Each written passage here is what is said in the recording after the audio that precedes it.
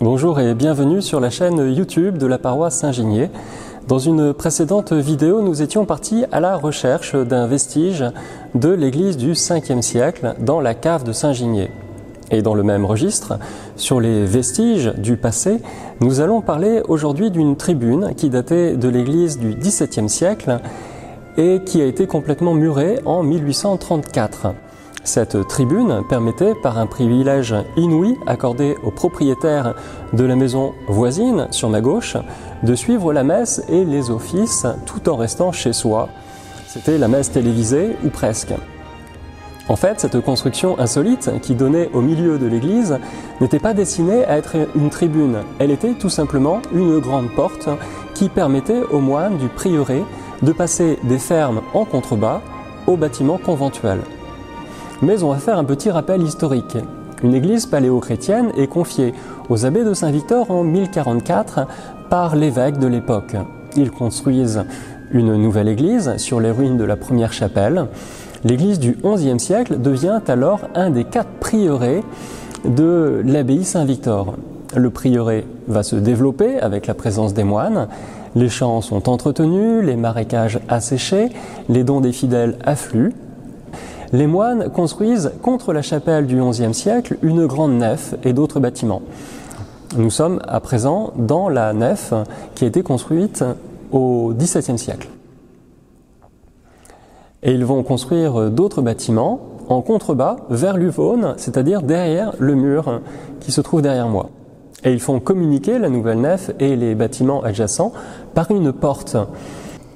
Si l'église de Saint-Ginier est composée de la chapelle primitive à droite de la nef du XVIIe siècle où je me trouve actuellement n'est pas vendue comme bien national au moment de la Révolution, par contre la ferme et les bâtiments des moines le sont derrière le mur et la fameuse porte n'a plus de raison d'être, elle est murée avant que la maison ne soit vendue.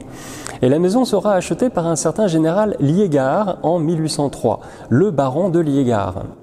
Alors que dire de ce bon général ? Avant de commander la place militaire de Marseille, il a rendu des services importants au pape Pie VII alors qu'il exerçait ses fonctions en Italie. Et pour ses bons et loyaux services, il a reçu du pape le 31 octobre 1806 2 précieuses reliques de Saint-Ginier, le patron de sa paroisse près de Marseille. Et c'est au cours de la solennité de l'Assomption, le 15 août suivant, qu'il a offert ces 2 reliques au prêtre de l'église. Et pour bien marquer l'événement, le général a fait graver son nom et la date sur un des 2 reliquaires en cuivre argenté. Et là, avec cette célébration, ça a été comme la consécration de toute sa carrière de général, l'apothéose. Le général a été quasiment canonisé de son vivant. Et dans un excès de piété et d'affection réciproque, le prêtre en titre, le père Gérard, a fait une énorme bêtise, une erreur qui fera rager ses successeurs pendant plusieurs générations. Pendant l'espace d'un instant, il a vu l'Église se réconcilier avec la société civile après les blessures infligées par les révolutionnaires et il a accordé au général, le baron Liégard, un privilège digne de l'Ancien Régime. Il lui a donné un accès privilégié à l'église. Voilà, il y a des jours où on pense avoir l'idée du siècle, alors qu'en fait on aurait mieux fait de rester couché. Comme la partie murée, dont l'ancienne porte était encore bien visible de son côté du mur, le général n'a fait passer que la partie supérieure de la porte et il a aménagé la pièce pour en faire un oratoire et une tribune donnant au milieu de l'église. Dans une lettre du père Grangier, un des successeurs du père Gérard, adressée en 1828 à son évêque, nous apprenons qu'une grille séparait l'église de l'oratoire du général.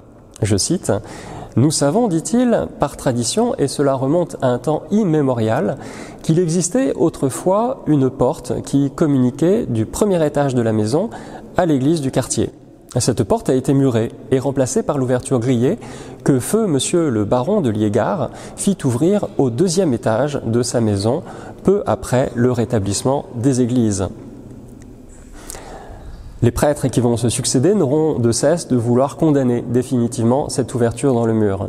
Le père Grangier, ancien moine chartreux, prêtre à Saint-Ginier entre 1822 et 1831, et habitué donc à une liturgie très sobre et dépouillée, Mais Priante sera le premier à entreprendre des démarches officielles pour mettre un terme aux avantages exorbitants du voisin.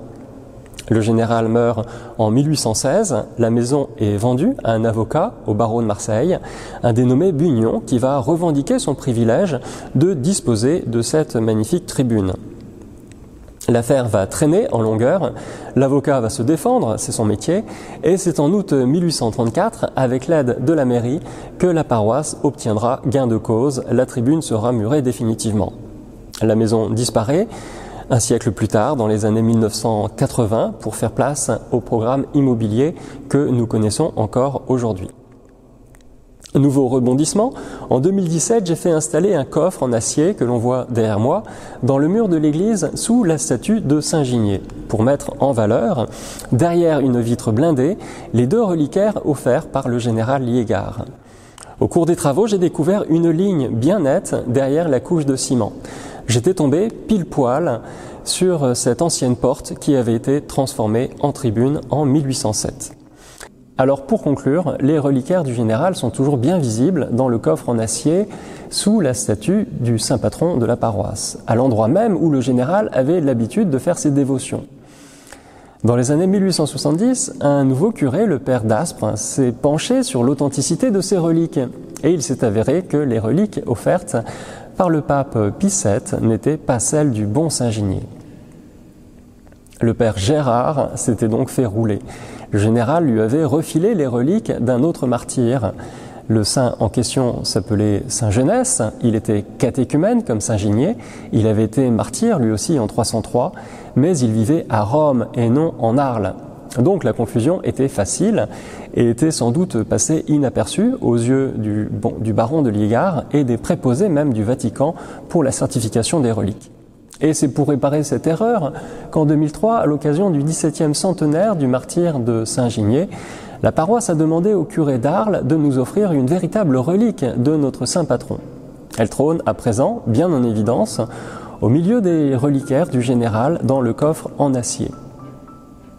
Si ces 2 premières reliques ne sont pas authentiques, en tout cas l'histoire de cette tribune est bien réelle et je l'ai reconstituée à partir des archives très documentées de la paroisse.